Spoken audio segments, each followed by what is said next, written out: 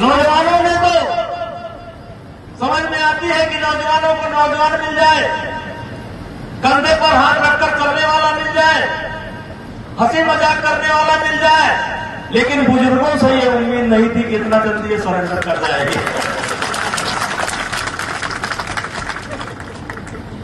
लेकिन भाइयों, एक पिता के लिए क्या हो सकता है? कुछ लोग पूछते हैं कि क्या आप पार्टी के निर्णय से खुश नहीं? नमस्कार, मैं तनुज दीक्षित, आप मेरे साथ देख रहे हैं नेक्स्ट टाइम। लोकसभा चुनाव 2024 का महापर्व चल रहा है।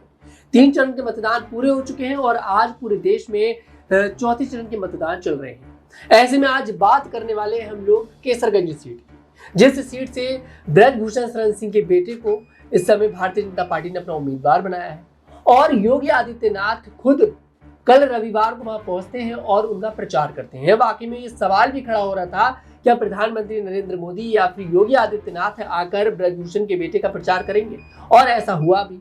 योगी आदित्यनाथ तो आ गए, अब इंतजार है जो वहां की जनता को, वो है प्रधानमंत्री नरेंद्र मोदी का। अब ऐसे में एक मीडिया चैनल के जो पत्रकार थे वो ब्रजभूषण से सवाल कर लेते हैं योगी आदित्यनाथ को लेकर, और सवाल होता है कि क्या आप योगी आदित्यनाथ को अपना नेता मानते हैं? तो ब्रजभूषण शरण सिंह तिलमिला जाते हैं और कहते हैं कि योगी आदित्यनाथ मेरे नेता नहीं है, मेरा नेता सिर्फ एक है, नरेंद्र मोदी। अब ऐसे में सवाल खड़े हो रहे हैं लोकसभा 2024 को लेकर कि आखिरकार ब्रजभूषण शरण सिंह योगी आदित्यनाथ से इतनी दूरी क्यों बना ली उन्होंने? आखिर एक दूसरे के इतने अगेंस्ट क्यों हो गए? क्योंकि एक समय था उत्तर प्रदेश में, जब उत्तर प्रदेश में बीजेपी पार्टी का नाम आता था तो 2 बड़े नेताओं का नाम एक साथ आता था और वो नाम था ब्रजभूषण शरण सिंह और दूसरा नाम था योगी आदित्यनाथ। मैं आपको बता दूं, उत्तर प्रदेश में जब भारतीय जनता पार्टी चुनाव जीती थी तब मुख्यमंत्री की रेस में ब्रजभूषण शरण सिंह का नाम भी सबसे आगे चल रहा था।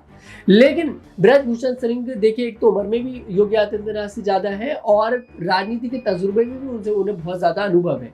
ऐसे में उसके बावजूद भी योगी आदित्यनाथ को पार्टी ने मुख्यमंत्री चुन लिया और ब्रजभूषण को नहीं चुना। दोनों के संबंध भी काफी अच्छे थे, लेकिन अब उस संबंध में बीच में आकर बैठ गई है सत्ता की कुर्सी। कुछ सवाल इसमें होंगे। हमारे साथ मौजूद है अमन सर, बहुत बहुत स्वागत है आपका जी। सबसे पहले सवाल सर यही लेना चाहूंगा कि आखिरकार वो दोस्ती, जिस दोस्ती की लोग मिसाल दिया करते थे, आखिरकार वो दोस्ती दुश्मनी में बदल गई। कल ब्रजभूषण शरण सिंह के बेटे को समर्थन देने के लिए योगी आदित्यनाथ पहुंचते हैं, लेकिन ब्रजभूषण शरण सिंह ना स्टेज पे नजर आते हैं ना कहीं आसपास नजर आते हैं। इसका क्या कारण हो सकता है? दोनों की दुश्मनी या फिर महिला पहलवान? देखिए, बिल्कुल, और दोनों कारण कहीं ना कहीं निकल के सामने आते हैं। पहली बात तो जिस तरह से ब्रजभूषण ने इंटरव्यू के दौरान कहा कि मेरे नेता सिर्फ मोदी हैं और योगी के बारे में पूछा जाता है, कहते हैं कि वो मुख्यमंत्री हैं। तो आप समझ सकते हैं कि किस तरह से वो योगी को नापसंद करते हैं या फिर योगी के साथ खड़े होना नहीं चाहते। यही वजह है कि जब कल कैसरगंज में उनके बेटे यानी करण भूषण के लिए उनका समर्थन करने के लिए योगी पहुंचते हैं तो उस मंच पर ब्रजभूषण शरण सिंह नजर नहीं आते। हर कोई ये बात कहता हुआ दिखाई पड़ा कि आखिर ऐसी क्या वजह आ गई कि 2 दिन पहले जो ब्रजभूषण अपने बेटे के लिए कह सकते हैं वोट मांगते हुए नजर आते हैं, तमाम रैलियों में नजर आते हैं, जन समर्थन जुटाते हुए नजर आते हैं। योगी आदित्यनाथ जो उत्तर प्रदेश के मुख्यमंत्री हैं, अगर वो रैली करते हैं कैसरगंज में, वो भी उनके बेटे के लिए, तो आखिर यहाँ पर ब्रजभूषण शरण सिंह क्यों मंच पे नजर नहीं आते? ये अपने आप में बड़ा सवाल है। अब यहाँ पर क्या दोनों के बीच कोई पुरानी रंजिश चल रही है? आपने शुरुआत में जिक्र किया सीएम पद को लेकर रेस। देखिए, 2017 की बात है और जाहिर बात है उस समय अखिलेश यादव उससे पहले मुख्यमंत्री थे। 17 में बीजेपी ने प्रचंड बहुमत के साथ में जीत दर्ज की और इतने बहुमत के साथ में पहली बार उत्तर प्रदेश के अंदर सरकार बनाई। ऐसे में मुख्यमंत्री कौन बने, इसको लेकर लगातार माथापच्ची का दौर शुरू हो गया। इसमें केशव प्रसाद मौर्य का नाम था, इसमें वरुण गांधी का नाम था, ब्रजभूषण का नाम भी कहीं ना कहीं इसमें था, इस रेस में अगर देखा जाए, इस लिस्ट में अगर देखा जाए। लेकिन जैसे ही अनाउंसमेंट होता है योगी आदित्यनाथ का हर कोई हैरान रह जाता है। उसके बाद से ये माना गया, क्योंकि 90 के दशक से लगातार एक्टिव रहे हैं ब्रजभूषण और लगातार चुनाव पे चुनाव जीते हैं, कई बार के कह सकते हैं सांसद हैं। उसके बावजूद भी बीजेपी की तरफ से दरकिनार किया जाना अपने आप में उनको अच्छा नहीं लगा और योगी जो उनसे जूनियर है उम्र में भी और एक तरीके से पॉलिटिकल अनुभव में भी, तो यहाँ पर ब्रजभूषण को ऐसा लगा कि हो सकता है योगी को उनसे ज़्यादा तवज्जो दी जा रही है। उसके बाद आपस में शायद जो कह सकते हैं एक जो पॉलिटिकल रंजिश है वो यहाँ शुरू होती हुई दिखाई पड़ी, क्योंकि जो बयान, जिस तरह की भाषा का प्रयोग ब्रजभूषण ने सीएम योगी के लिए किया है वो ये बताता है कि दोनों के संबंध बिल्कुल भी अच्छे नहीं है, और संबंध अच्छे नहीं है इसकी मुहर कहीं ना कहीं कल जब कैसरगंज में एक रैली होती है वहाँ पर उनके बेटे कह सकते हैं करण भूषण तो बैठे हुए दिखाई पड़ते हैं, लेकिन ब्रजभूषण नजर नहीं आते। तो अगर संबंध बेहतर होते या बेहतर करने की कोशिश होती तो हो सकता है कि यहाँ पर ब्रजभूषण शरण सिंह भी नजर आते, लेकिन उनका नजर ना आना ये बताता है कि दोनों के बीच की जो तलखियां हैं,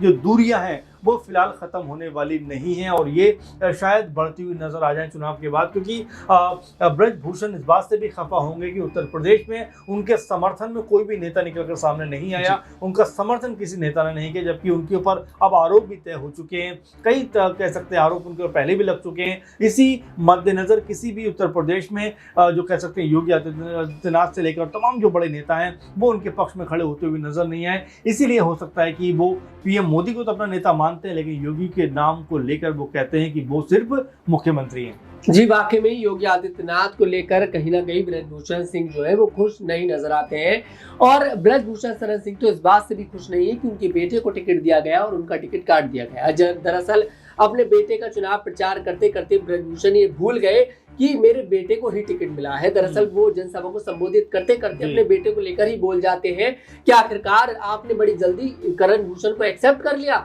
और आप लोग मुझे भूल गए। जरा सुनिए ब्रजभूषण शरण सिंह अपने बेटे को लेकर क्या कुछ कहते नजर आते हैं। अभी खेला बाकी है,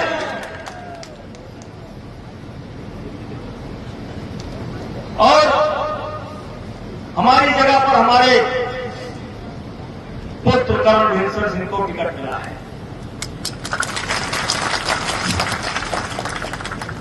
और मैं समझता हूं बहुत आसानी से आप लोगों ने करण भूषण सिंह को स्वीकार कर लिया, बहुत आसानी से। नौजवानों में तो समझ में आती है कि नौजवानों को नौजवान मिल जाए, कंधे पर हाथ रखकर चलने वाला मिल जाए, हंसी मजाक करने वाला मिल जाए, लेकिन बुजुर्गों से ये उम्मीद नहीं थी कि इतना जल्दी ये सरेंडर कर जाएगी।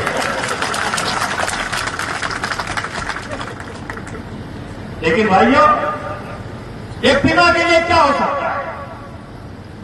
कुछ लोग पूछते हैं कि क्या आप पार्टी के निर्णय से खुश नहीं है? हमने कहा एक पिता के लिए इससे बढ़कर के क्या हो सकता है कि अपनी विरासत अपने लड़के को सौंप दे और उस विरासत पर लड़का बैठा। इससे बड़ी खुशी की बात नहीं हो सकती है। मेरे लिए प्रसन्नता का विषय है। लेकिन भाइयों, आप सब लोग मेरे स्वभाव को जानते हैं। तो सुना आपने किस तरह से ब्रजभूषण शरण सिंह अपने बेटे को टिकट मिलने के बावजूद भी भारतीय जनता पार्टी से नाराज हैं, और वो ये भी कहते नजर आ रहे हैं कि खेला तो अभी बाकी है, और खेला करने में तो देखिए ब्रजभूषण कम है नहीं। एक समय था कि बसपा में थे, एक समय था कि समाजवादी पार्टी में थे, और आज का समय है कि भारतीय जनता पार्टी में है।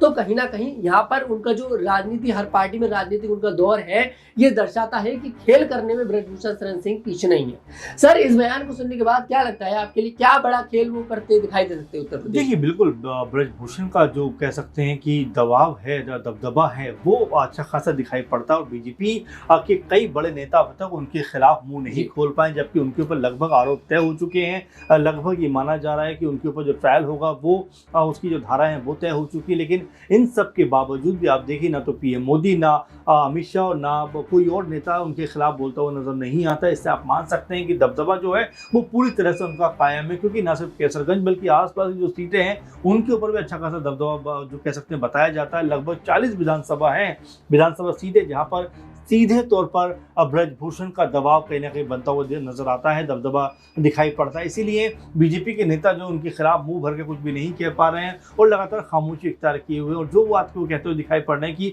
मेरे बेटे को इतनी जल्दी आपने एक्सेप्ट कर लिया और मुझे रिटायर कहीं ना कहीं आपने कर दिया। वो दर्द जरूर उनके दिल में है कि अभी वो राजनीति और करना चाहते थे, क्योंकि अभी लोकसभा चुनाव में वो जाना चाहते थे। आपको याद होगा जब उनसे पूछा जाता रहा कि भाई टिकट आपका काट रहा है, तो कह रहे कौन है जो मेरा टिकट काटता हुआ नजर आएगा। तो वो यकीन यकीनन उनके दिल में गुंजाइश थी इस बात को लेकर कि 2024 का लोकसभा चुनाव वो जरूर लड़ेंगे, लेकिन जिस तरह बीजेपी ने उनका टिकट काटा, जाहिर बात है उनके दिल में दर्द जरूर रह गया। लेकिन अभी तक पार्टी के खिलाफ उन्होंने कुछ नहीं बोला, लेकिन जब योगी का जिक्र आता है तो उनकी जो भाषा है वो तुरंत चेंज होती हुई नजर आती है। वैसे में क्या उत्तर प्रदेश के अंदर कोई बड़ा खेल यहाँ पे होने वाला है? जिस तरह से वो कह रहे हैं कि मैं बागी और बगावत की बातें करते हैं, तो वो ये बताता है कि अगर उनके पक्ष में बहुत ज़्यादा फैसला नहीं आया और एक खिलाफ माहौल बना तो यहाँ पर बीजेपी के अंदर वो बड़ा खेला कर सकते हैं, क्योंकि कई लोकसभा सीटों पर उनका दबदबा है, कई विधानसभा सीटों पर उनका दबदबा है। तो ऐसे में जो ब्रजभूषण शरण सिंह है उनका जो नज़रिया अगर बीजेपी के खिलाफ जाता है आने वाले दिनों में, तो ये मानकर चलिए बीजेपी को बड़ा नुकसान उठाना पड़ सकता है। ऐसे में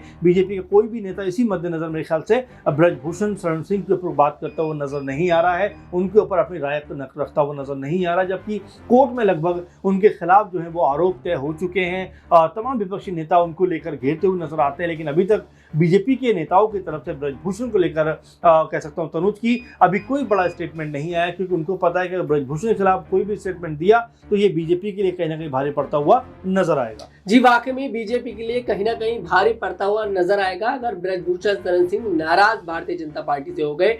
मैं आपको बता दूं केसरगंज सीट का समीकरण की अगर थोड़ी सी जाते जाते बात कर लें तो केसरगंज सीट पर ठाकुरों का दबदबा माना जाता है। शायद यही कारण है कि भारतीय जनता पार्टी ब्रजभूषण से आज भी दरकिनार नहीं कर पा रही है। लेकिन दूसरी तरफ ये भी नहीं झुठला सकते कि बीजेपी पार्टी के पास दूसरा ऑप्शन ब्राह्मण समाज था, क्योंकि केसरगंज सीट पर ठाकुरों से ज्यादा ब्राह्मणों की तादाद है। शायद यही कारण है कि समाजवादी पार्टी और बसपा ने एक साथ वहां पर देखिए ब्राह्मण समाज को मौका दिया और अपने दोनों ही कैंडिडेट ब्राह्मण उतारे हैं। खैर, इस पूरे मामले पर आपकी क्या प्रतिक्रिया है कमेंट बॉक्स में जरूर बताइएगा। अगर आपको हमारा वीडियो पसंद है हमारे वीडियो को लाइक करें, शेयर करें और हमारे चैनल को जरूर सब्सक्राइब करें।